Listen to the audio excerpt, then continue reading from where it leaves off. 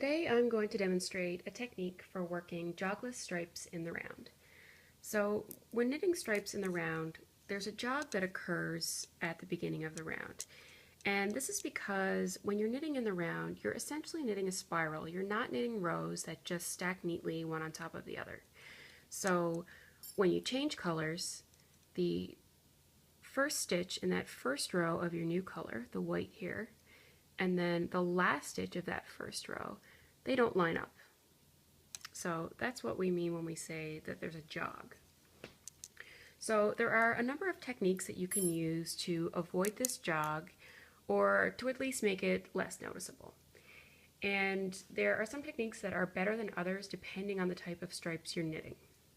So the method that I'm going to demonstrate, which is a slip stitch method, works really well for stripes that are taller than 2 rounds.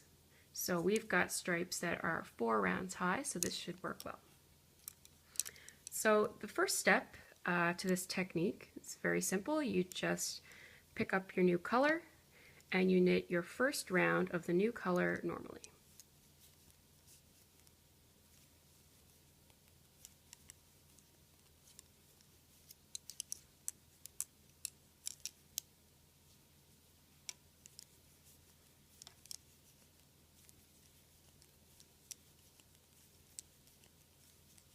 So we're changing from white to pink.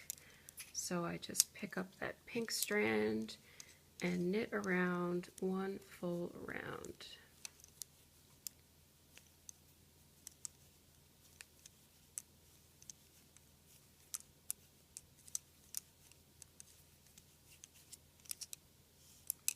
Okay, so let's just knit these last 4 stitches of the round. And that's step 1.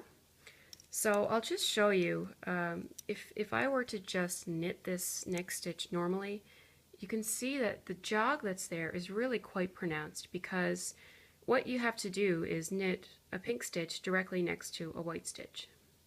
So what I'm going to do instead of knitting that stitch, I'm going to slip it.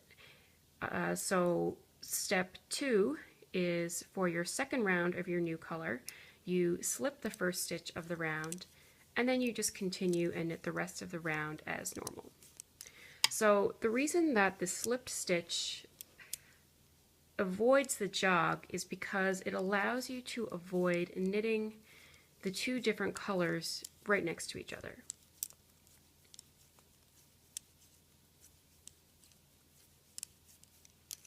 So to recap, the first step is to knit your first round in your new color normally, and then the second step is on your second round to slip the first stitch and then knit the rest of the round normally in the new color.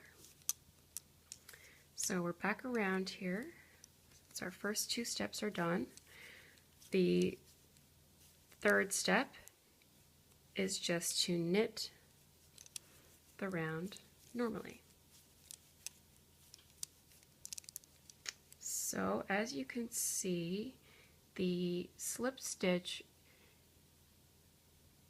looks like it's in line with that last pink stitch of the first round because we slipped it. So I'm just going to finish step 3, which is our third round knit plain, and then we'll have another look at that stripe. So this technique works just as well on circulars as it does on DPNs. I just am using DPNs because I prefer them.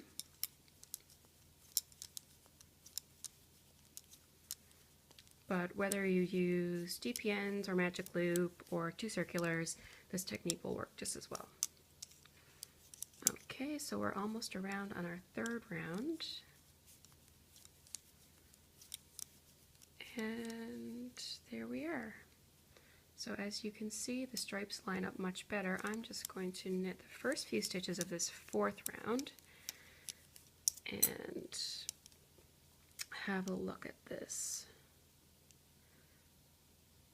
So as you can see, the jog is much less noticeable. And it will be even more so when I start knitting with this white again and that gets pulled tight. There we go. Alright, so that's it. That is knitting jogless stripes in the round using the slip stitch method. If you enjoyed this tutorial, please click like and subscribe to my channel for more tutorials and videos. Thank you so much for watching.